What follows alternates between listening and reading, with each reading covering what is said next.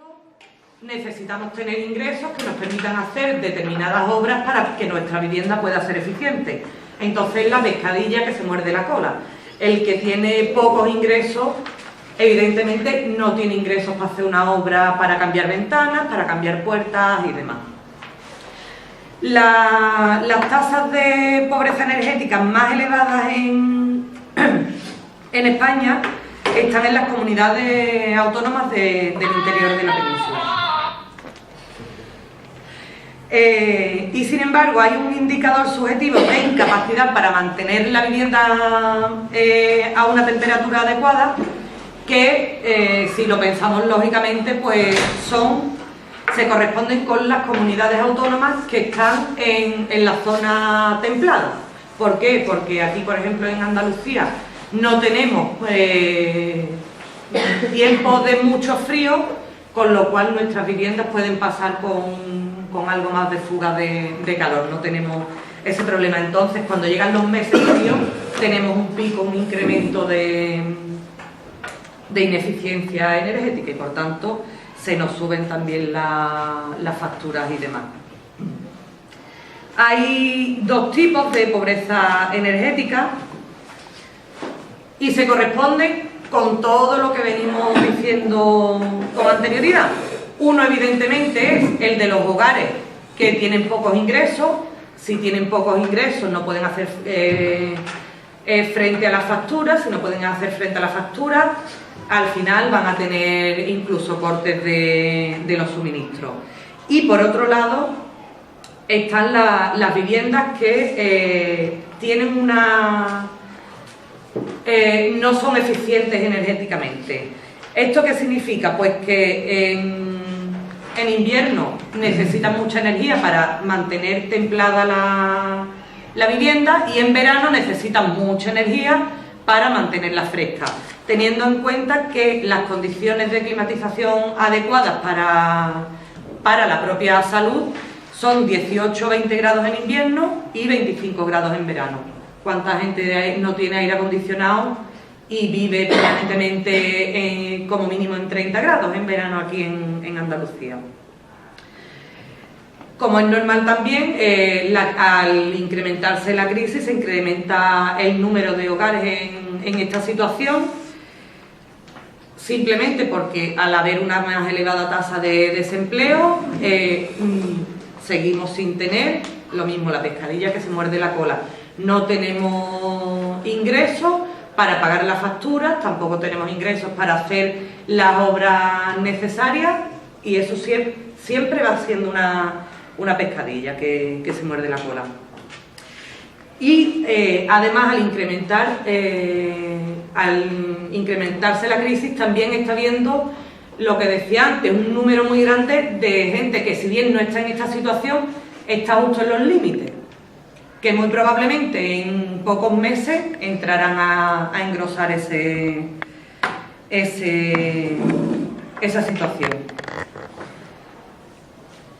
También se sabe, y además lo escuchamos todos los años en las noticias, que cada vez se incrementa más el número de muertes, incluso de personas que se encuentran en situación de pobreza energética, tanto en verano por golpes de calor, al no poder tener, o bien porque viven en la calle directamente, o bien porque no pueden mantener la vivienda fresca, y sobre todo en invierno, porque no tienen, y se sufre mucho más, no tienen para pagar la calefacción, no tienen ni siquiera para poner una estufa, y se ha incrementado mucho la muerte, pero no solo por no poder pagar la calefacción ni el aire acondicionado, sino porque tomamos métodos alternativos como son la vuelta del cisco y las estufas de gas, que provocan también muchos accidentes y terminan cobrándose vidas también en esos ámbitos.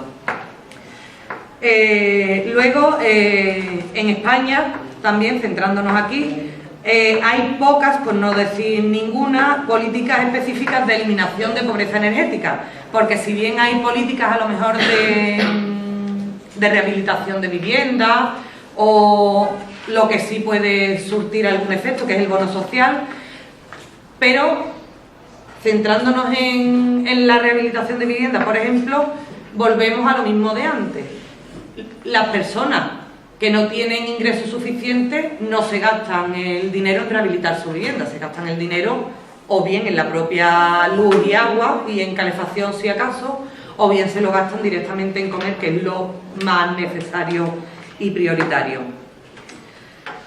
Y luego permiten también que las eléctricas presionen y casi aceptan que se suban las tarifas, lo cual repercute negativamente en la tarifa, en lo que pagamos, en nuestras facturas de los suministros, lo que implica que también cada día, al tener precios más altos que pagar, haya más gente entrando en esta situación. Ahora Rosa va a presentarnos las causas. Ya de todas formas Lola ha explicado más o menos en la introducción, pues las causas las ha ido nombrando. Yo he sacado algunos datos. Ha hablado del 10% en el 2010. Hoy en día, en el 2014, la tasa de pobreza energética en España está reconocida en un 17%. O sea que hablamos que en 4 años ha subido un 7%, cosa que no es un moco de pavo. Y 100.000 hogares tienen el suministro eléctrico cortado, totalmente cortado. Desde el 2006 han ido cortando el suministro eléctrico y 100.000 hogares están ahora mismo sin ello. Como bien ha comentado ella, la causa principal es los bajos ingresos o la carencia de ellos. Todos sabemos que hoy en día en muchos hogares pues los ingresos son mínimos, incluso estando reconocida la energía como algo esencial para las personas, porque está claro que todo el mundo necesita calentar, enfriar y consumir pues electricidad. Se le da mucha más importancia, entre comillas, porque tampoco se le da la importancia necesaria, a la moderación del consumo por el tema del cambio climático. Pero bueno, hay que ser un poco moderado en las dos cosas y tampoco enardecer algo perjudicando lo otro, porque la persona que tiene medios económicos no va a ser realmente la que a lo mejor es más tiene más conciencia con el medio ambiente, porque lo puede tener. Tiene unos electrodomésticos que son de una consumen menos, tienen pues, sus casas necesitan calentarse menos y es un poco la fiscalía que se mueve la cola. Luego, como también ha dicho, hay personas mayores. Ahora mismo hay más del 50% de las personas mayores viven solos, de las que viven solas son pobres. Este colectivo es muy vulnerable a lo que son enfermedades en invierno, a lo que es deshidratación en verano y, bueno, por supuesto, pues mueren más de las personas que deberían por estas causas. Tengo aquí unos datos que la verdad que son alarmantes. Un 21,6% de la población española vive por debajo del umbral de la pobreza, es decir, que entran de ingresos menos de 587 euros al mes. Sabemos que la mayoría de las ayudas que hay ahora mismo, la ayuda familiar, el PRODI, el otro, son 426 euros. Ayudas de asistencia social están rondando los 400. Cosa que si ahí quitamos lo que es una factura del agua, una factura de la luz, pues la verdad que la gente prefiere ir dejando eso sin pagar y comer, que se le da mucho más primordial. El 28% está en riesgo de pobreza o exclusión social, aunque el 21% está ya por debajo. Hay un gran número de personas que están ya rozando para pasar. En Andalucía, esa tasa de pobreza asciende al 31,68%, que es la cuarta comunidad autónoma, según uno de los estudios que yo he consultado, porque hay varios estudios, uno de tercera, cuarta, pero por ahí anda Andalucía en tema de pobreza. Y en Europa, las familias españolas, la pobreza es donde más índice hay en Europa. España es el que tiene mayor índice de pobreza en estos momentos. Como también ha comentado, las viviendas es otra causa fundamental. Aquí en España la normativa para la eficiencia térmica no entró hasta 1980 en comparación con otros países. En Francia en 1974, en Italia en el 73, bueno, pues vino más tarde que en otros países. Hoy en día el 61% de las viviendas españolas fueron construidas antes de que llegara esa normativa, con lo cual pues la mayoría de las viviendas no reúnen las condiciones que deberían de reunir. No disponen de sistemas de calefacción, el material aislante está muy deteriorado, ventanas, tejados, paredes, con lo cual pues si enfrías o calientas la casa, muy rápidamente se va. La humedad también influye un montón. Y aparte de que entró tarde la normativa, hasta el 2002 no se dio una prioridad a esta normativa. Una vez que ya llegó una directiva de la Comunidad Europea, entonces ya para las nuevas construcciones se empezó a tener más en cuenta. Con lo cual estamos, como bien decía Lola, en la pescadilla de bajos ingresos, casas que no pueden tener un mantenimiento porque no pueden pagarlo, tanto sea propia como en alquiler. Los propietarios alquilan las viviendas pero no se ocupan de mantenerlas en condiciones para que estas personas puedan vivir dentro de un margen pues eso, habitable en esas casas. Y los electrodomésticos, como hemos hablado, pues influye mucho en que si el electrodoméstico es viejo, pues consume más. Si es barato, también consume más. Y lógicamente si tienes pocos ingresos no te vas a ir a comprar un electrodoméstico caro, aunque a la larga vayas a ahorrar, pero en principio no lo tienes para poderlo hacer. Y una tercera causa sería el precio de la energía. En los últimos 15 años el precio del gas ha incrementado una barbaridad, ha sido totalmente alarmante. Y el de la electricidad ha sido un poco más moderado, pero en estos 5 últimos años también ha subido un montón. Y la tendencia es que sigan al alza. No es que no, estamos pasando una racha, pero no. Todos conocemos el caso de España con Endesa, una empresa pública que el PSOE empezó privatizando con un 33%, llegó el PP y el otro 66% lo privatizó también, y bueno, y actualmente pues es un saco ahí donde están los gobernantes pasados y futuros, en fin, que se van acoplando y nada más que va mirando pues los intereses propios, que es lo que están haciendo, y por supuesto pues lo que es el precio para las personas y demás, como que no lo miran. Así que bueno, estas son las 3 causas así fundamentales que se dan en todo sitio, en España y por supuesto en Andalucía, es una de las comunidades más castigadas. Las consecuencias las va a comentar Lola. Bueno, pues las consecuencias, digamos que son 5, pero seguramente haya muchas más. La primera y una de las más importantes en cuanto a pobreza energética son los propios riesgos que pueden tener a la salud física, en primer lugar, de las personas que viven en un hogar en esta situación. Como decía Rosa, creo también antes, afecta lógicamente en primer lugar a las personas más vulnerables, como son niños, personas mayores, crónicos, enfermos crónicos. ¿Qué es lo que provoca esta situación? Pues provoca sobre todo frío y humedad. 2 de las causas más importantes para problemas como son el asma, bronquitis, incluso problemas cardiovasculares y demás.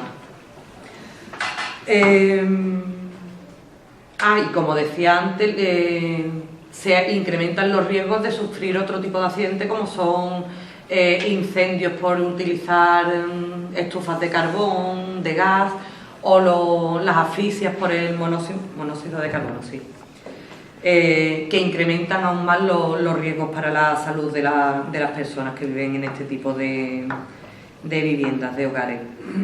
Y además hay veces que, como no podemos restaurar tampoco, rehabilitar las viviendas, tenemos unos sistemas eléctricos, unas instalaciones que no son tampoco todo lo seguras que deberían ser, con lo cual también se corre un riesgo para la salud.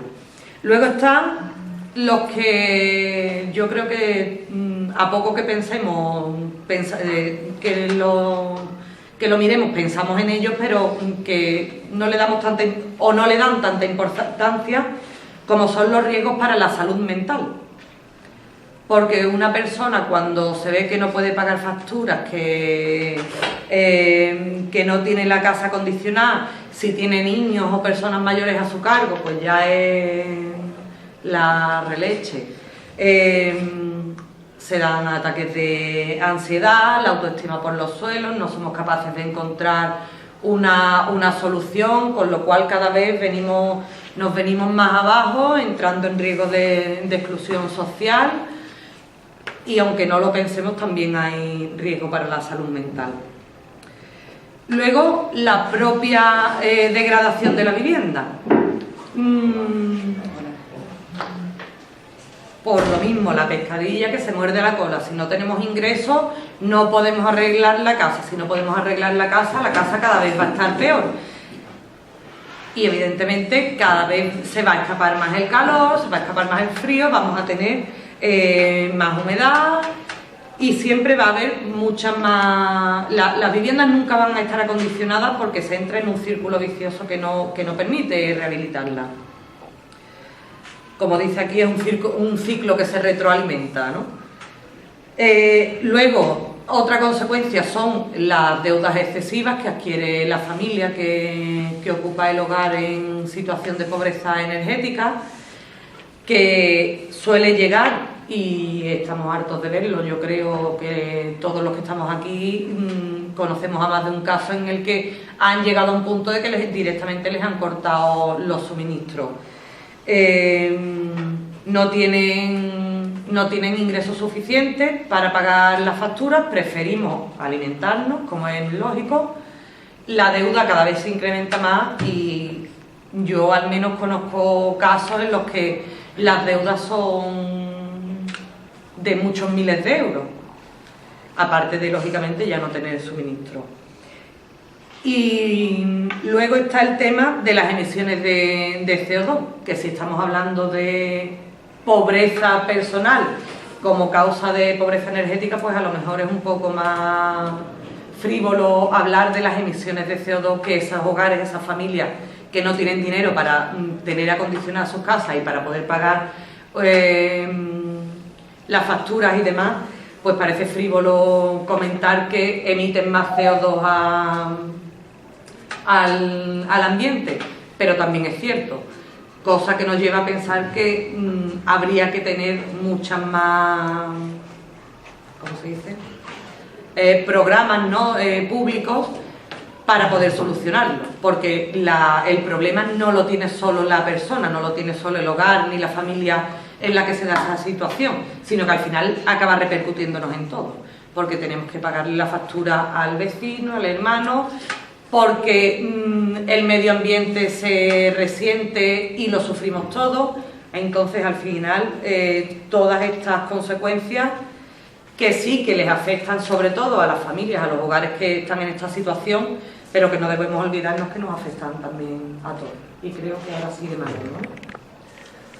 Sí, a mí me corresponde hablar de la forma en que deberíamos combatir la pobreza energética, y cuando digo deberíamos me refiero fundamentalmente a las administraciones, y me refiero fundamentalmente a la administración local, puesto que,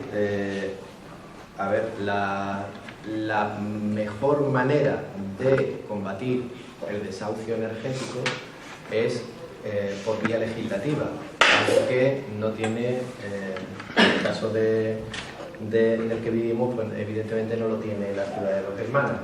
Es decir, que la forma de evitar un corte de suministro se puede hacer vía legislativa, vía nacionalización de los sectores estratégicos que producen energía, o a través de legislación que prohíba expresamente a las compañías de suministro el corte de la energía. La nacionalización actualmente ni se plantea por los gobiernos que hemos tenido. La prohibición de corte se llegó a plantear en Cataluña y ha sido recurrida, igual que la Ley de Defensa de la Vivienda, ha sido recurrida al Tribunal Constitucional, es decir, que actualmente existe, pero los cortes que se prohíben enseguida son recurridos, y por tanto aquí un poco vamos a hablar de en qué medida se podría hacer a un nivel más más a pie de suelo, más a nivel administración local o como mucho administración autonómica, que es lo que se podría hacer, ¿no? Cuando han dado aquí unos datos, yo he hecho las cuentas, si estamos hablando del 17% de la población sufre pobreza energética, estamos hablando de 20.000 personas en Dos Hermanas. O sea que parece que estamos hablando de 4 gatos y estamos hablando de 20.000 personas en Dos Hermanas, ¿no?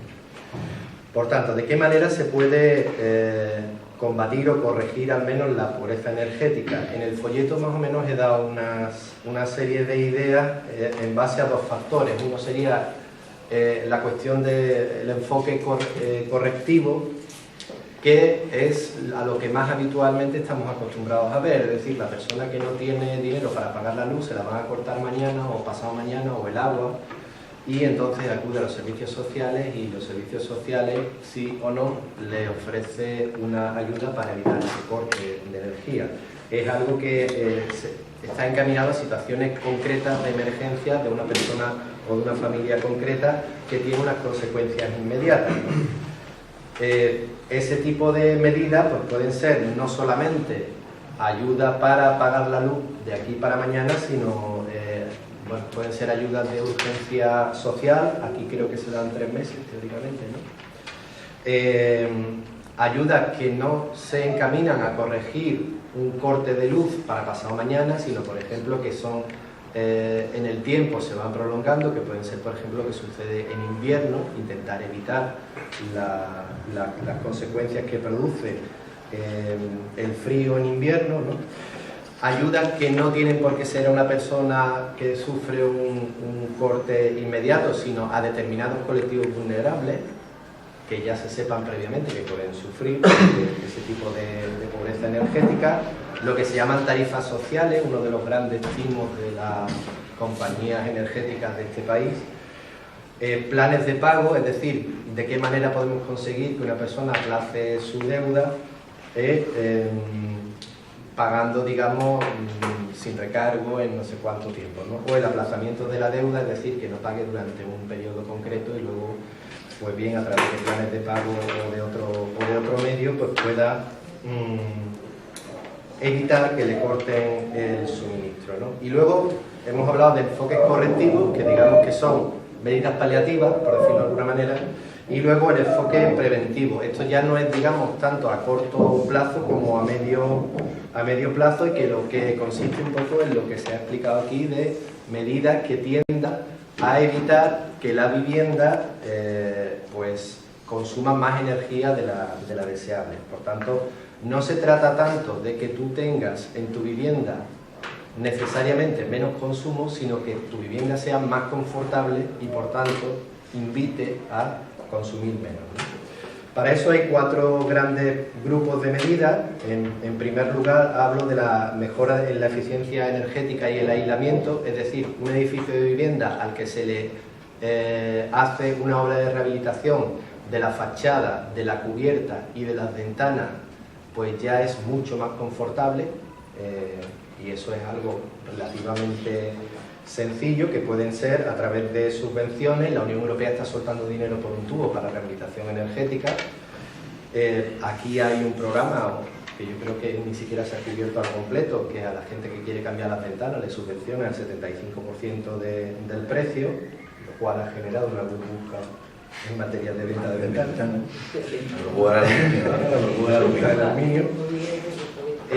O programas de mejora energética de las viviendas sociales. En Dos Hermanas precisamente hay muchísimas viviendas sociales que llevan sin tocarse desde hace 30 años y que con una rehabilitación energética pues podría mejorar las condiciones de confort de las familias que viven dentro, ¿no? Por otro lado, se debería promover un uso racional de la energía. Hay mucha gente que pues por la utilización de una vitrocerámica muy barata, resulta que al cabo de 3 meses ha pagado 3 vitrocerámicas, ¿no? Cuando a lo mejor estamos hablando casi como de una frivolidad, porque la mayoría de la gente no tiene ni para poner la vitrocerámica, ¿no? Pero bueno, pero se trata de tener información sobre de qué manera se puede mejorar la eficiencia energética de una vivienda. Aquí se ha hecho toda la vida. En verano se abren las ventanas por la mañana durante un ratito y evitan la humedad, y en invierno exactamente lo mismo, ¿no? O sea, en muchos casos son cuestiones casi tradicionales de la cultura de nuestro pueblo. También la optimización de los servicios contratados.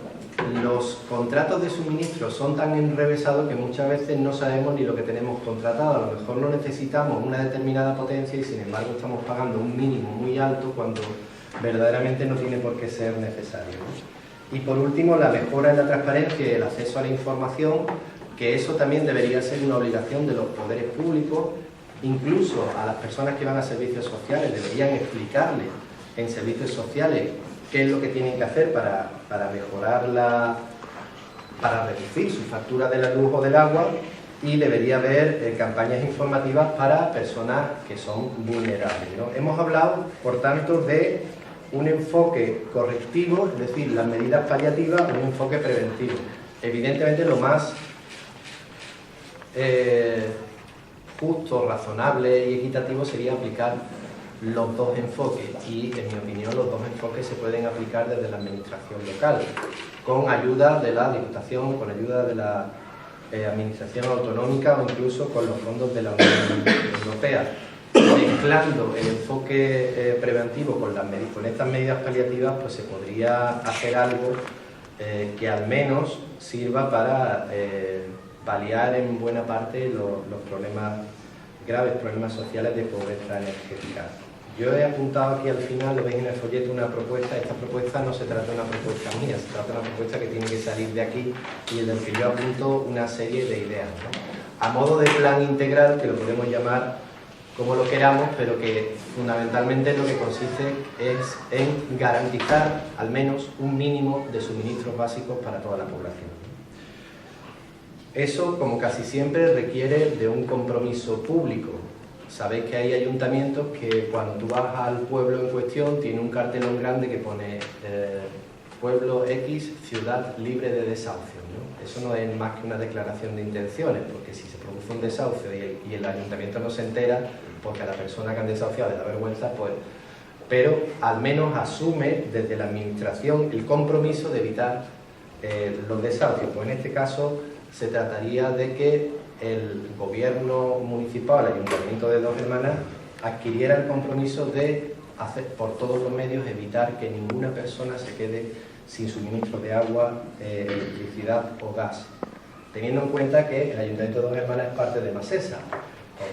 Eso para empezar, ¿no? Luego, a través de un programa de eficiencia energética, es decir, de diferentes maneras, es decir, lo que hemos explicado antes, rehabilitación más educación en el uso racional de la energía, más información, más auditoría energética, que es algo que realmente es sencillo. Existen unos aparatitos que se llaman termoflujómetros, que se tratan de medir lo que consume una familia en su casa.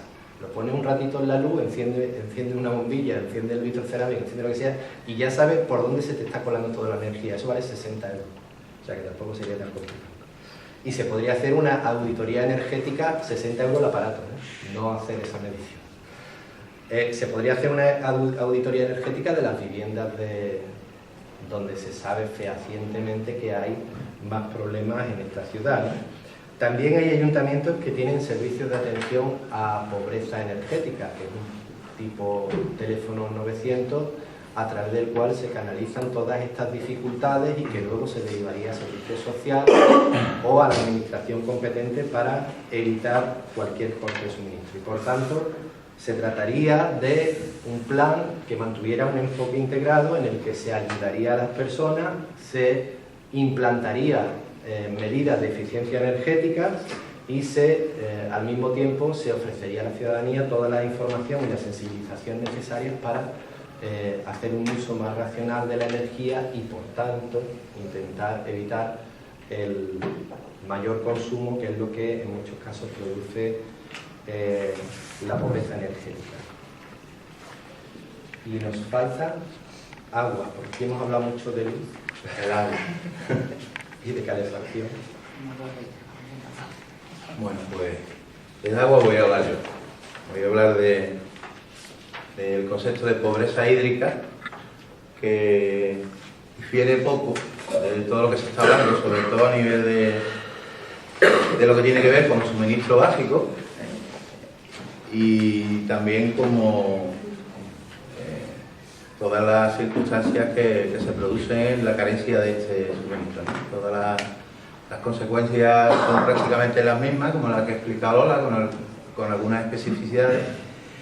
Y en concreto, pues bien, la pobreza hídrica o la falta de agua, pues más o menos viene a decir que es no disponer de una fuente cercana de agua, o que el agua no se reúne en las condiciones higiénicas adecuadas, o que ese agua no está disponible. Este concepto se ha venido trabajando durante muchísimo tiempo en el tema de la ayuda al desarrollo y se ha centrado de forma particular en aquellas comunidades donde tienen dificultad los recursos hídricos por el tema de las canalizaciones y lo que es llegar al grifo, donde no existe grifo prácticamente, y después por el tema de las inundaciones y los movimientos de terreno, ¿no?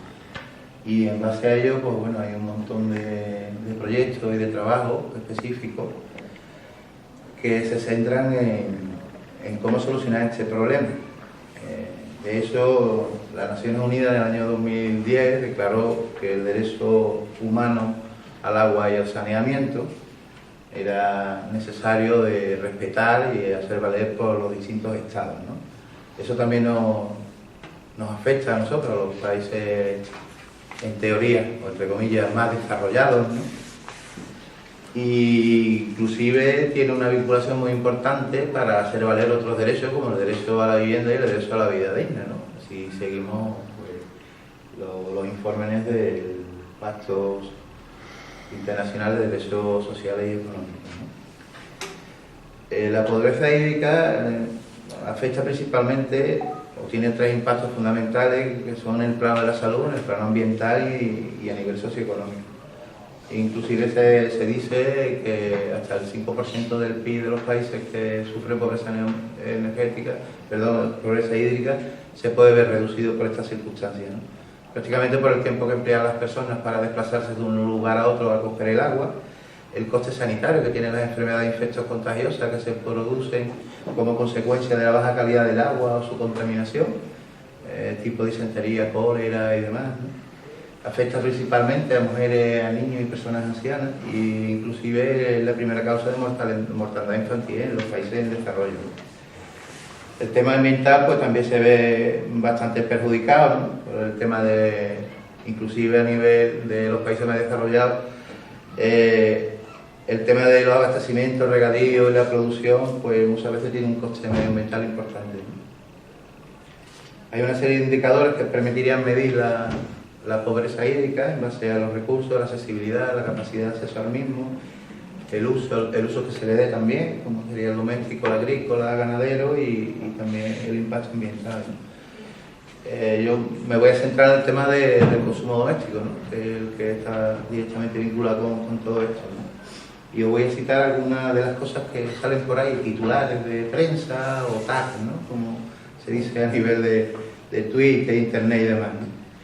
Recientemente el director general de AEAS, que es la Asociación Estatal de Empresas de Abastecimiento de Agua, para entender lo que es la patronal del agua, donde están implicadas la mayoría de las empresas que gestionan el agua pública, y entre ellas EMASESA, y hay alguna otra también que actúan como empresas públicas, pero está en esta asociación, que supuestamente tiene un fin técnico profesional, ¿no? Para garantizar la prestación de sus servicios, pero son parte importante a la hora del incremento de los precios y de las tarifas, ¿no? Haremos después de las tarifas, precios y tasas, ¿no? Y cómo repercute eso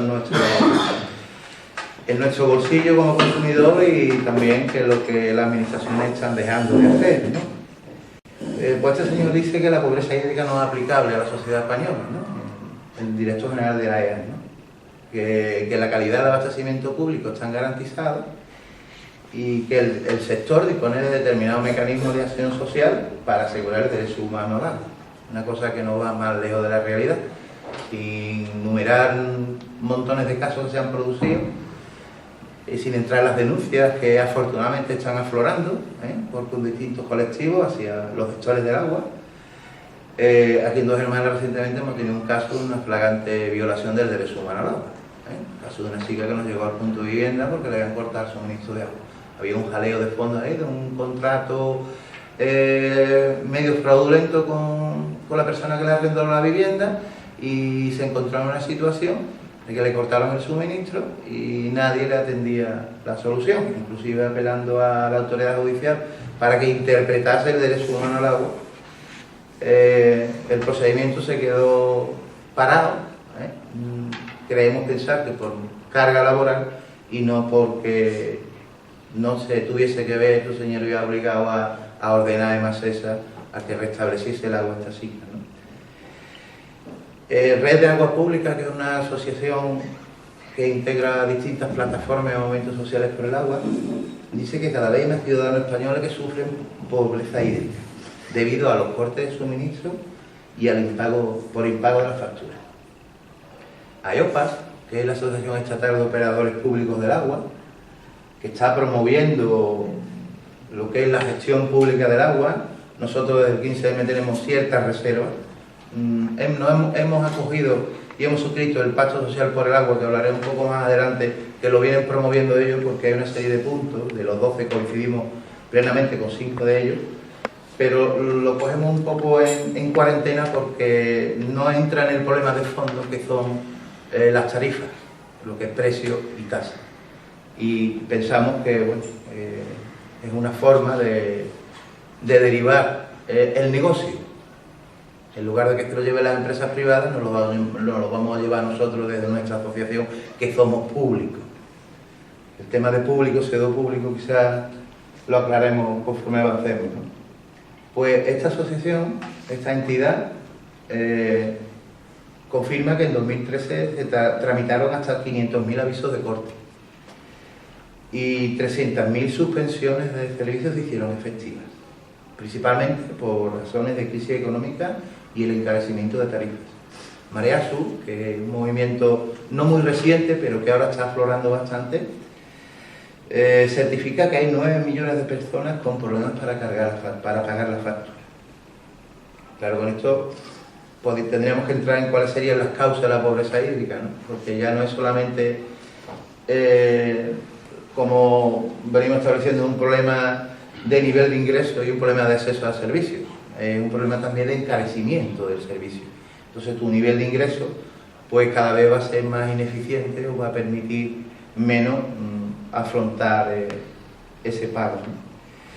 Yo tenía pensado hablar de más cosas, pero no me quiero extender ni tampoco desviar de la línea principal que han marcado los compañeros y compañeras, pero para determinar las causas de la pobreza hídrica tendríamos que entrar en lo que es la gestión del agua, ver lo que es el ciclo integral del agua, en qué está compuesto, todo lo que es el abastecimiento y el saneamiento, todas las operaciones conexas y anexas que hay desde que se extrae el agua desde los recursos hídricos, bien a través del pantano, bien a través de acuíferos, inclusive a través del reciclado del agua, hasta que llega a nuestro grifo, lo que son los costes y las estructuras de tarifas, el papel de las empresas suministradoras, que hay 3 modelos de empresas suministradoras, que son las empresas llamadas públicas, las empresas mixtas y las empresas privadas, ¿no?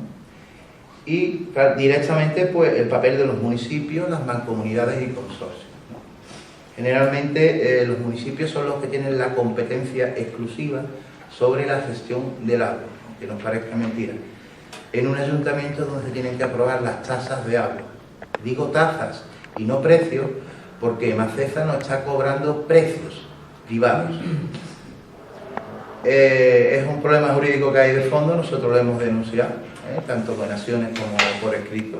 Al propio ayuntamiento le estamos pidiendo, presentamos una instancia recientemente facilitándole la última sentencia del Tribunal Supremo, en el que establece que estarían actuando de manera ilegal, estarían incumpliendo la ley de base de régimen local, y por consiguiente habría una falta de transparencia y de control público de lo que es el agua, porque se limitan, no ya en el ayuntamiento, sino en muchos ayuntamientos, en la fórmula de gestión pública, se limitan a obtener un canon concesional que recibe de la empresa suministrador del agua, la empresa suministradora del agua gestiona las tarifas, gestiona los contratos para la puesta en funcionamiento de servicios, las canalizaciones, las obras, y ahí hay otro negocio.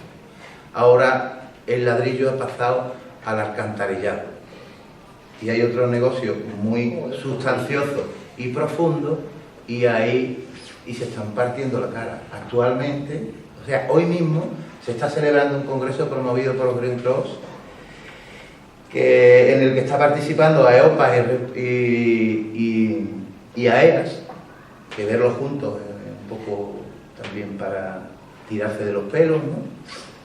En el que precisamente este señor, Fernando Morcillo, el director general, que me ha llegado por WhatsApp, estaba defendiendo, para justificar el tema de los precios, que el precio de un refresco es el coste de 2 días de agua. Y el señor pone una tarifa de varios bienes, como es una caña de cerveza, una barra de pan, un café, ¿vale? El periódico, pone lo que vale la unidad y su equivalente en precio de agua, para justificar el precio de agua y seguir incrementando el precio de agua. Y si no nos movemos y nos actuamos, nos van a comer con el precio de agua, porque desde hace tiempo entró en vigor lo que es la Directiva Marco del Agua a nivel europeo, que desde un principio lo que pretendía era la privatización brutal de todos los servicios. Que eso, aunque había una fuerte oposición social, se ha conseguido centrarnos en determinadas líneas, sobre todo en el tema de la recuperación de costes, que es una cosa bastante lógica, eficiente, sostenible, pero que también hay otro negocio por el fondo, porque la propia Unión Europea niega las subvenciones referentes a ese aspecto si no se justifican los costes que se han invertido previamente. Y los costes previamente invertidos no tenemos control público, no sabemos lo que se ha gastado ni cómo se le ha gastado. Y bueno, me estoy perdiendo porque es que estoy indignado. Este tema me tiene muy indignado, llevo mucho tiempo con él y me tiene un poco indignado, pero me voy a centrar, ¿no? Hablamos os quería hablar del tema de la gestión del agua, del papel de las empresas suministradoras y sobre todo las mancomunidades y municipios, ¿no? Su vinculación con el tema de la pobreza energética, sobre todo desde el punto de vista de las vías de las tarifas, y también porque hay soluciones para eso. Según el reglamento el reglamento de corporaciones locales de 1995 establece una serie de fórmulas por las cuales los ayuntamientos pueden tomar medidas y determinaciones para que ningún ciudadano le tengan que cortar el agua. Lo que ocurre es que en nuestro ayuntamiento, por ejemplo, y en muchos otros ayuntamientos que tienen modelos de gestión pública del agua, el que manda es el Consejo de Administración de Masesa. Nuestras tasas de agua se aprueban en el ayuntamiento de Masesa, no en el ayuntamiento de Dos Hermanas. Porque hay un consorcio, hay una entidad amplia que integra a distintos municipios, que se ha acordado esa fórmula porque lo permite la legislación o porque resulta eficiente para la gestión política, que no para la transparencia ni la atención a la ciudadanía. Y las decisiones se toman allí, el plazo de alegaciones se hace ante ese órgano. Ningún ciudadano de Dos Hermanas puede alegar a nuestro alcalde que no está de acuerdo con esa tarifa, tiene que ir al Ayuntamiento de Sevilla, no sé si se lo admitirían, y después la resolución a esas alegaciones se hacen en base al informe jurídico de Masesa, simplemente por la justificación de que en el Consejo de Administración están los distintos alcaldes. Yo todavía no he logrado entender por qué eso ocurre de esa forma, me parece inapropiado. No quiero ser un grosero, pero yo lo considero una deslealtad por parte del jefe del municipio o por parte de quien tiene su obligación de dirigirlo. El nombre que tenga, le di y demás, ¿no? Volviendo al tema de los desahucios hídricos, retomándolo, una de las causas de la pobreza energética, de la pobreza hídrica, pues, como decía, era el tema de la gestión del agua, el papel que tenían las empresas suministradoras, el modelo de empresas, públicas, pseudopúblicas o mixtas, el negocio del agua, y después también son los desahucios, que en cierto modo pues, es una consecuencia de todo esto anterior, ¿no?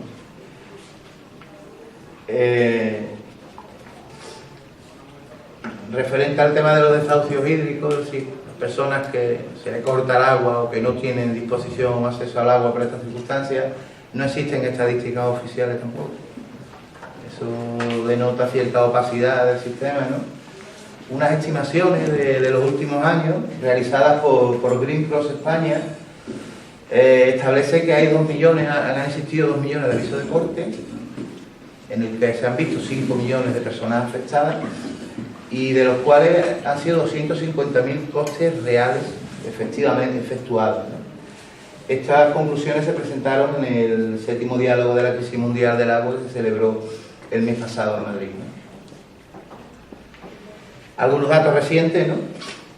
AEAS, la empresa esta que os citaba, el lobby de la patronal del agua, ha confesado que se han producido en 970.000 hogares que recibieron aviso de corte durante este último año. Y solo APGAR, que es la empresa de abastecimiento de agua de la zona de Barcelona, una de las que más pirata es y a la que afortunadamente se le está haciendo también más frente, ¿no? Realiza cada mes 12.000 cortes de suministro. Linagua, que es de aquí de Linares, pertenece al grupo Aqualia, también de la empresa que está metida por la zona del puerto y demás, que han denunciado creo que la Fiscalía del Puerto está conociendo algunas denuncias de algún cargo público y de los gerentes. Enviaron 5.675 cartas de preaviso y 2.747 cortes de suministro. Eso ha ocasionado una denuncia por parte de Facua Linares y al parecer el Centro del Pueblo la está estudiando, la ha estimado a trámite, a ver en qué resulta, ¿no?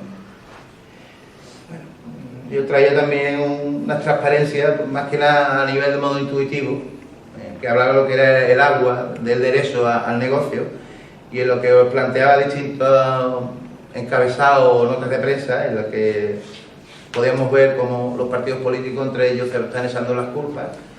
El dinero que más o menos ha venido gastando en Masesa en distintos periodos o distintos ejercicios económicos, las denuncias a través de la Cámara de Cuentas sobre la deficiencia de gestiones concedidas en Masesa, la guerra que hay entre un partido u otro y entre a la Jarafeza, que es la que gestiona el agua en la zona de la Jarafe, y la cuenca del Huerna, que gestiona lo que es la zona de la Campiña. La conveniencia de untarse, de no untarse, si un ayuntamiento tiene que pagar 40 millones de euros, como le dijo el diputado de Sostenibilidad de Diputación al alcalde de Utrera, para que no se fuera del Huerna, porque se quería ir a Masesa. Bueno, esto es una pelea, yo lo llamo una diatriba, la diatriba del agua, y al final tengo que concluir con todo esto y darle la razón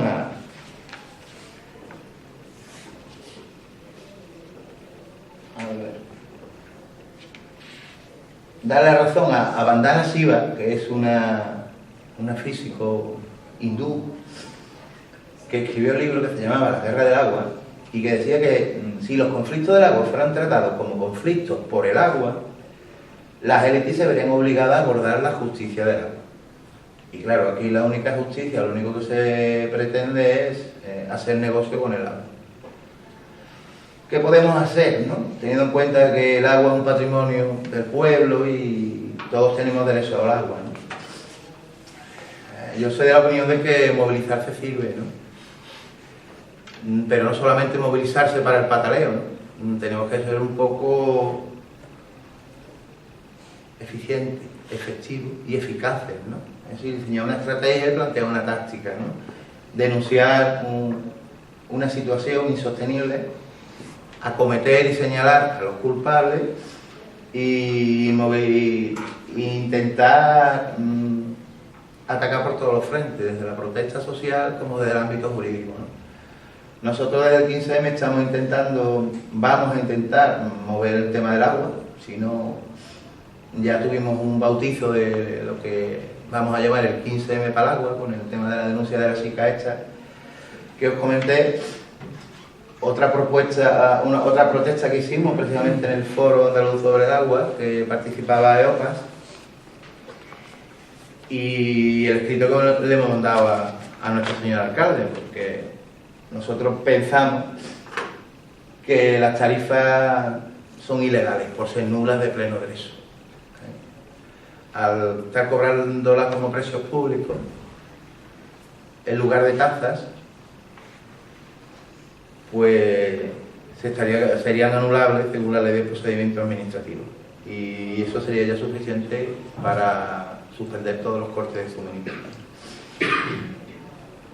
Entre las acciones que también hemos incluido, pues ha sido la suscripción del Pacto Social por el Agua, que principalmente las líneas de los 2 puntos, los que suscribimos son el tema de la necesidad de la equidad social de las tarifas, donde hay una dotación mínima por persona, litros de persona y día, la asequibilidad económica, que no haya corte de suministro por impago, que se justifique socialmente, la remunicipalización de los servicios públicos, pero una remunicipalización no solamente que la empresa que lo gestione tenga nombre público, sino que actúe como un ente público, donde todos los ingresos que perciba por las tarifas y vayan dirigidos a lo que es el mantenimiento de servicios y no a mantener estructuras de enchufados, ¿no? Como digamos por aquí, pecebreras de alcaldes, ¿no? Como lo que está ocurriendo o de alcalde, como ocurre en el Huerna, como ocurre en el consorcio de Aguas de Sevilla, que es un ente que se ha creado ahí, que tiene una dotación presupuestaria tremenda, donde solamente hay salarios y movimientos de costes de personal y de vehículos, no se ve la función que tiene, que podría ser un ente importante a la hora de absorber lo que es la gestión de todas las empresas públicas, todas las empresas de gestión del agua, pero en este caso no está ocurriendo. Está sirviendo para que la demasía que pagamos nosotros en las tarifas de agua, porque no están bien gestionadas, está sirviendo para mantener determinadas estructuras, ¿no? Y consideramos que todo lo que se recaude por tema de tarifa de agua tiene que ir directamente implicado a lo que es el ciclo del agua y nada más, ¿no? Por eso apostábamos por la gestión pública del agua 100%, rechazando el acceso de las empresas privadas a los consejos de administración, y el tema de las contrataciones con las empresas privadas, pues por supuesto sujeto a los mecanismos de licitación pública y de control, porque ahora mismo Masesa podrá estar presentando sus cuentas, que podrá ser más o menos transparente, pero no sabemos lo que hay con las obras que realiza. Hoy mismo me ha confirmado la delegada de vivienda en una reunión que hemos tenido a raíz de un tema que planteamos sobre una mala gestión y una falta de coordinación administrativa aquí en nuestro municipio. Y dice que nuestro señor alcalde va a anunciar próximamente de que va a haber una subvención muy grande de Masesa para el tema de los cortes y suministros. Pues nosotros en la agenda llevábamos también el tema de los cortes y suministros, no sé a qué se refería, pero tiene guasa que sea la propia empresa, una empresa que se está jactando con recursos públicos, negociando con un bien público, que sea la que tenga que dar limosna o acudir a cubrir las necesidades de las personas, cuando eso es función de las administraciones públicas. Primero promover la erradicación de las situaciones de pobreza y desigualdad y después pues, proporcionar herramientas e instrumentos a las personas para que por sí mismos puedan salir de esta situación, lo que nosotros llamamos empoderarse, y no está limitado a la limosna, ¿no? En el tema de los ingresos de tarifa y servicios para sufragar los costes, transparencia y participación ciudadana efectiva y de manera proactiva, y sobre todo rendición de cuentas, ¿no? Ya entre otras cosas pues también incluiríamos lo que es fomentar el agua del grifo, ¿no? Porque afortunadamente nuestra agua es buena, cuesta dinero y es buena, y reducir el consumo de agua en botella, porque aparte de que tiene un coste medioambiental importante, estamos también alimentando a multinacionales que son poco éticas, ¿no? Ya no solamente con el medio ambiente, sino también con las personas, ¿no? Y por supuesto eliminar de los reglamentos de abastecimiento en los que todavía exista que se produzcan las suspensiones de impago por causa de incapacidad económica, ¿no? Y con esto pues bueno, nos perderíamos, ¿no? Si tenía alguna pregunta quizás lo dejo para... No, Darín, estamos hablando de algo. ¿Sobre qué? Sobre lo que ha comentado Fernando del agua y todo lo demás. Bueno, sí, yo en general, de lo que yo he expuesto, pero por supuesto lo que ha explicado también nuestra compañera Lola, nuestra compañera Rosa y el compañero Manolo. Está bien documentado, se ha explicado muy bien y todo lo demás, pero problema yo creo que es otro. El problema es la política que hacen nuestros políticos, siempre favoreciendo a una gente, a un grupo determinado, y no solamente favoreciéndolo, sino posibilitando que eso ocurra. Aquí lo que hace falta es una segunda transición, lógicamente. Desde la transición hasta ahora aquí han ocurrido muchas barbaridades. Cuando entramos en la transición política aquí en España, pues casi todo era público. Teníamos banca pública, se había hecho una reforma agraria, cuidadito, no vayáis a confundirme. Pero una reforma agraria sí se hizo en todo el Valle del Guadalquivir, hoy se lo están quedando unos pocos. Pero en fin, son consecuencias de la liberalización de los bancos y liberalización de todos los sectores. Por ejemplo, los pantanos se hicieron con dinero público, hoy lo gestiona el agua era pública, todo era público. Hoy no sé por qué motivo eso está ocurriendo. Está ocurriendo ni más ni menos porque los dos partidos políticos que nos han estado gobernando han tenido esa tendencia, y la tendencia es esa. O sea, por mucho que hablemos de eficiencia energética, de deficiencia hídrica, ¿no? Decía, de eficiencia hídrica, por mucho que hablemos, mientras que no se mejore la situación económica de la gente, difícilmente se podrán paliar esos problemas. En la situación que estamos, lógicamente, en la situación de propiedad del agua, en la situación de propiedad de la energía y en la situación de la propiedad de servicios tan básicos como son esos dos elementos, ¿no? Si nosotros cogemos un recibo del agua o de la luz, coño, que si canon número 1 para la Junta de Andalucía, que si canon número 2 para la Junta de Andalucía, que si canon número 3 para el Ayuntamiento, que si 4 para... Y al final, tú tienes un consumo de 13 euros de agua y tienes una factura de 60 o 70 euros. Eso es así. ¿Y eso por qué tiene que ser así? Tanto que no te pagan otros impuestos. Tiene que ser sin eso. Bueno, pues eso nos obliga, eso nos hace que muchas veces no tengamos los 60 euros, pero si a lo mejor eso tantos canos y tantos impuestos, si te vas a carburante, si te vas a la gasolina, coño, que el petróleo está bajando continuamente. ¿Qué ocurre? ¿Qué está pasando? Porque los dueños no somos nosotros, los dueños son otros, simplemente son otros. Los dueños, lo público, lo básico público, se lo han apropiado y se lo van a apropiar más todavía.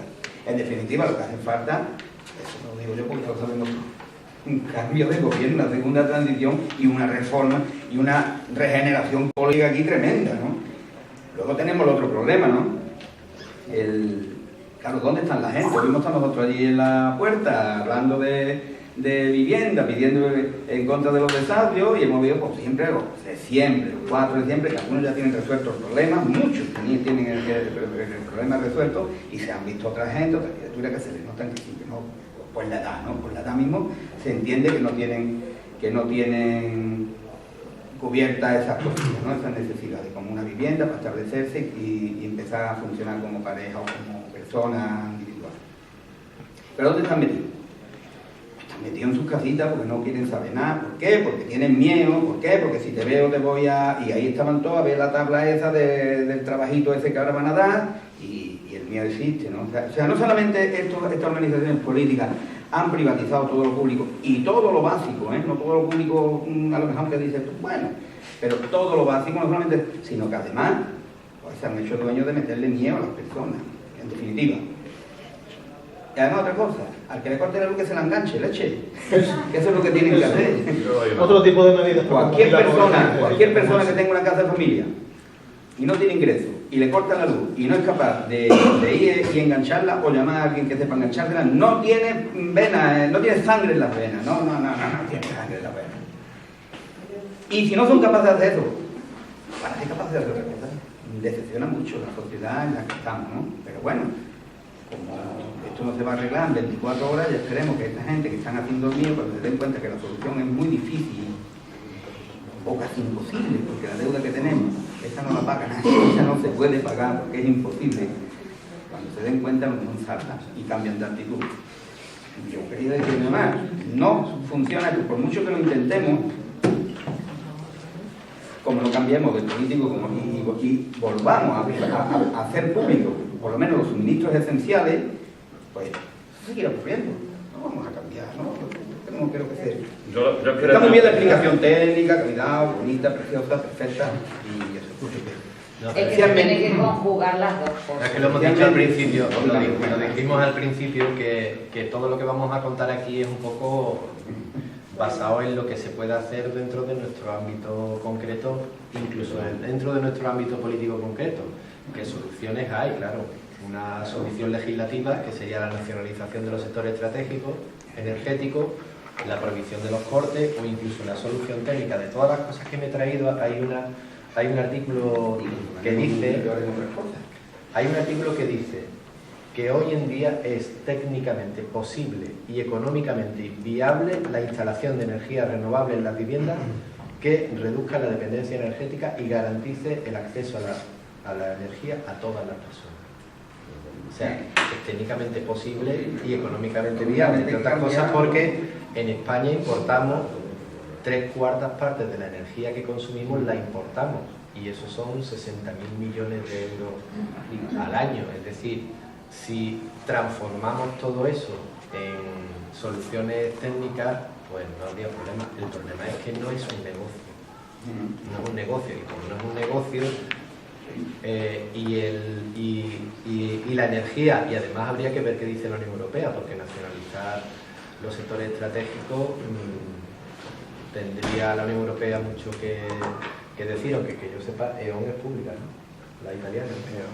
Sí, bueno, que es feudo pública, es lo que me estamos planteando. Pero bueno, de todas maneras también va... No, yo quiero preguntar cuánto ganaron las eléctricas el año pasado y cuánto ganaron lo del agua. No sé, ¿cuánto ganaron? Pues yo pienso que sería interesante hacer una tabla comparativa. Que administrativamente, que sí, que recurramos, que vayamos todo, lo que tenemos que hacer es golpear las eléctricas, golpear una subestación eléctrica, golpear. Sí, porque aquí nos reunimos, pero hasta que no golpeemos no solucionamos nada. Hay que golpear. ¿A qué te refieres con golpear? Golpear. Hace daño. Yo puedo entregar 20 papeles por una piscina o por una ventanilla, pero no me van a echar cuenta. Hay que golpear. Viéndolo desde el punto de vista, que si el objetivo que tú planteas es generarle un coste y que con el tiempo se den cuenta de que le es más rentable atendernos, hay que golpear porque además es que nos pertenece a nosotros. Que seguir en esta postura pues, podría ser interesante. Lo que ocurre que tienen como yo digo, los tanques tienen eso. A ver, y como dice Cristina, los somos 4 o 3 y medio. También, pero bueno, de todas maneras, voy a puntualizar a lo que ha dicho Manolo, que también hay que tener en cuenta una cosa, lo que es el Tratado Internacional de Libre Comercio. Eso también se puede llevar traste muchas de las expectativas, ¿no? Inclusive tanto desde un punto de vista ya no solamente de la nacionalización de los sectores estratégicos, sino también lo que nos espera, porque el tema del agua también se va a ver directamente afectado. Afortunadamente el agua no cotiza en bolsa. Si cotizase en bolsa, aquí no estaríamos hablando de esto, estaríamos en la calle, estaríamos haciendo cualquier otra cosa. Pero bueno, la intención va por ahí, y lo que va a promover, lo que va a facilitar el Tratado de Libre Comercio si entra en vigor, pues al agua y porque todos los servicios esenciales pues van a estar en manos privadas, ¿no? Entonces, yo creo que la única manera de hermetizarnos un poco dentro de las pocas competencias que tengamos en el ámbito europeo, y esperando que, bueno, creo que las competencias de los municipios también se van a ver reducidas en breve, pues es lograr que por lo menos a nivel municipal, lo que es competencia exclusiva municipal como es el agua, es hermetizarlo y hacer que sea público, esencialmente pública, gestión pública, la estructura de tarifa basada en tasas, control del pleno municipal y de la ciudadanía de los precios, y todas las inversiones y todo lo que se recaude destinado al mantenimiento de la infraestructura. Y eso ya cumpliríamos precisamente con la directiva marco europea, que está basado en el full recovery, que es lo que es la recuperación de costes, y bueno, por lo menos para ir tirando, que ya es una medida de mínimo, y después pues ver lo que se puede ir obteniendo con un cambio legislativo y por supuesto promovido por un cambio de gobierno, ¿no? Pero, desde mi punto de vista ahora mismo estamos ahí esperando. ¿Alguien más? Por favor, pregunten, opinen. Hombre, yo, como Sobre casi todo, todas las cosas que nos planteamos, yo creo que también aquí hay un problema de concienciación social. es que yo creo que hay muy poca gente que se crea realmente que tiene derecho al agua porque es suya y que tiene derecho a la energía porque es suya. Y esa campaña de concienciación yo creo que también es muy importante, porque en esa misma medida es como iremos poco a poco siendo algunos más para poder seguir aquí al comandante. No, pero el tema de el tema que plantea él no es un tema que sea insólito, ni se está dando en la sociedad constantemente el tema de la insumisión ante los desahucios, adoptar una actitud más combativa, que sea un ejemplo, que sea un referente, que haga que la gente, sea la energía de activación que haga que la gente se movilice. Eso de, por ejemplo, engancharse y hacer un acto público con un enganche, enganchándose a la gente cuando le cortan, creo que sería una medida que tendría repercusión social, una repercusión social que sería positivo, ¿no? Para que este tema se hable y se mueva en la opinión pública. Ha pasado ya una vez. En Almería hay un barrio que llevaba, bueno, no fue un acto de insumisión, fue un acto casi de jurisprudencia. Llevaban años enganchados, todo el barrio. Claro, llevaban años. Y entonces la compañía eléctrica, eso fue hace 2 meses, la compañía eléctrica decidió cortar y cortó a todo el barrio. Entonces el problema fue todavía peor, porque todo el barrio salió a linchar a la compañía eléctrica, hubo movilizaciones. Al final consiguieron que la compañía eléctrica rehabilitase las instalaciones que había, porque las instalaciones eran muy antiguas, y además consiguieron una especie de tarifa plana, es decir, que los vecinos se comprometieron a pagar, pongamos, 30 euros al mes por vivienda de consumo energético en vez de 0, en cuyo caso a la compañía le interesaba tener regularizado a todos los vecinos, que eran cientos, y los vecinos tenían una cierta garantía, al menos de seguridad y tal, a cambio de pagar 30, o sea, pagaban 30 euros, consuma lo que consuma. Tarifa plana.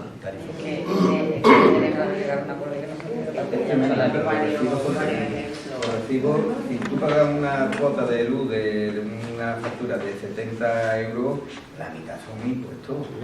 Yo que el otro día me dio por mirarlo, yo nunca había visto una misma y lo había mirado. El consumo es una fracción pequeña de lo que es el importe de la factura. Es tremendo el impuesto. Tanto en el agua como en la luz, todos los servicios básicos. Era el tema de la estructura de tarifas, ¿no? Lo que tú al principio había que entrar de lleno en lo que es el tema de la estructura de tarifas y el papel que tienen las empresas ahí. Y claro, ¿quién controla eso? Muchas veces, la verdad, yo por lo que me ha dado lugar a analizar en estos tiempos que está viendo el tema, me he dado cuenta que en algunos casos los municipios están atados de manos. Están atados de manos porque han suscrito un contrato mercantil o un pacto o un convenio con una empresa por una concesión hasta 30, 40, 50 años. Esto como ocurre con algunas privadas, y se ve en que para suprimir ese contrato tienen que indemnizar a la empresa. Eso es otra, una regulación de los contratos. Y claro, te encuentras que tú asumes una responsabilidad de gobierno y te tienes que tragar el efecto administrativo de las decisiones que ha tomado la corporación anterior. Y encima no lo puedes denunciar, porque están suscritas en base al derecho administrativo, eso es ley y tienes que respetarlo, ¿no? Claro, te encuentras ahí con una serie de historias de que, bueno, quizás a lo mejor, no sé, con toda esta nueva, el New Age, ¿no? O esta nueva ola del tema de los compromisos éticos a nivel político y demás, pues también se incluye el tema de valorar el alcance que puede tener suscribir un compromiso ejerciendo el cargo público correspondiente que pueda tener en las generaciones venideras, ¿no? O las personas contrarias, porque, o sea, de las personas que nos sigan, ¿no? Porque si asumimos la responsabilidad de gestión política y simplemente nos vamos a limitar a salir del paso para esa legislatura o a ver de qué manera nos vamos a seguir manteniendo en la misma y no tenemos en cuenta lo que es el impacto que podamos generar en que hay que exigir, lo que es suficiente. hay que exigir lo que hace uno, golpear, hay que exigir. solo golpear de la administración sería que sí. romper el convenio y dejar el convenio y no pagar. Claro, tendríamos que entrar también en cierta forma lo de la deuda, claro, pero eso también habría que arbitrarlo de alguna manera, tener en cierto modo algún tipo de escudo jurídico, ¿no?, para hacerle frente. Nosotros, por ejemplo, ¿qué ocurre cuando se hacen las ocupaciones? Nosotros no promovemos las ocupaciones, pero las apoyamos. ¿Por qué? Porque la persona está ejerciendo el derecho y el deber de la autoprotección y no se va a quedar en la calle, y menos si tienen niños. Y eso pues lo justificamos, llegado el caso, ante el juez. No existe ningún tipo jurídico, ninguna ley específica que lo regule, pero bueno, vamos a escarbar a ver de qué manera podemos hacerlo valer, ¿no? ¿Por qué? Porque es justo. Primero es justo y además se puede justificar de otro tipo de formas.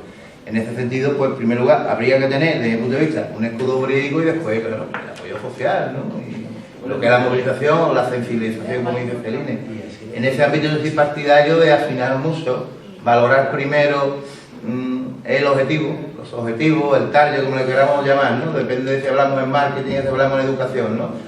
Los destinatarios de la acción y tener muy en cuenta los perfiles, porque muchas veces estamos actuando de una manera que nosotros creemos lógica, normal, pero basada en nuestra manera de entender y ver las cosas.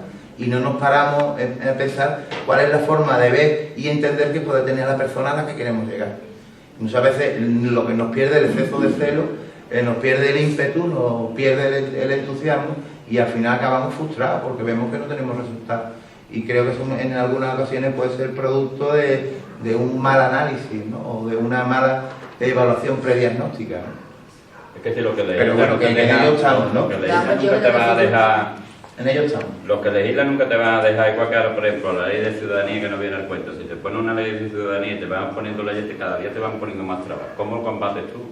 Pues lo tendrás que combatir menos público y poniéndote un poquito más oscuro y combatir. Porque a donde vamos yo, no, es verdad. Yo es que me quemo, porque es verdad porque cada día nos están arañando más y más, sí, y nosotros podremos rellenar 20.000 papeles, esos 20.000 papeles, pero no nos va a valer para nada. Lo que necesitamos es masa. Claro. Yo lo veo como un frente más, esto. Yo lo veo como un frente más innecesario. Y de lo que tú estás diciendo, que el cambio de legislación, un ejemplo referente, y sobre todo volviendo al tema del agua, lo tenemos en lo que yo acabo de citar, el congreso que se está celebrando en estos momentos, que participan los dos lobbies del agua, el lobby público y el lobby privado. ¿Para qué pensáis que se pueden estar reuniendo después de los últimos movimientos que ha habido? Movilizaciones del 15M, pronunciamiento de algunos responsables políticos, imputaciones de responsables políticos, puesta en evidencia del tema de la estructura y tarifa del agua. Están pensando ya de qué manera arbitrar una legislación para bloquear o neutralizar cualquier tipo de exigencia. Cuando salió al principio del tema de la sentencia esta del Supremo, que obligaban a que los precios fuera tasa en lugar de tarifa, con lo que ello implica, primero, que no se puede haber corte, porque la persona que no tenga dinero al ser tarifada por la vía de premio y no se le corta. Y la persona insolvente no va a perder servicio y no lo van a embargar, como precisamente los de AEOPA estaban dijeron en el Congreso. Eso cogió, se introdujo una modificación en la Ley General Tributaria, que después el señor Zapatero cogió y modificó con la Ley de Economía Sostenible y lo eliminaba directamente, así de un plumazo. Bueno, pues ha habido sentencias del Supremo anteriores y posteriores a estas modificaciones que vuelven y lo retrotraen a la situación anterior. Los precios del agua, precisamente porque es un servicio no voluntario, que es coactivo y en posición de régimen de monopolio, que es competencia exclusiva de los ayuntamientos, tiene la naturaleza tributaria de tasa. Y eso tiene muchas connotaciones que os he explicado antes. Y ahí, en este periodo de transición, pues los lobbies del agua lo que estuvieron es presionando, machacando e intentando pues que se promovieran legislaciones que les resultasen favorables para el desarrollo de sus negocios. En su momento los ladrillos y ahora el negocio por el que van por las alcantarillas, como yo digo. Que van un paso por delante. Bueno.